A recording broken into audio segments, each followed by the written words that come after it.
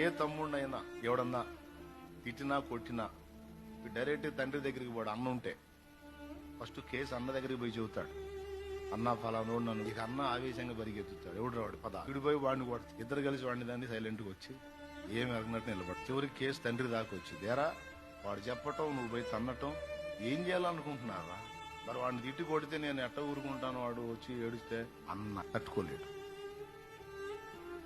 యేసయ్య మనకు పెద్దన్న.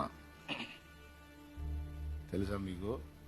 తనువు బలిపేటెను మాయన్న, తప్పులు విడగొట్టెను మా తండ్రి. తనువు బలిపేటెను మాయన్న, తప్పులు విడగొట్టెను మా తండ్రి.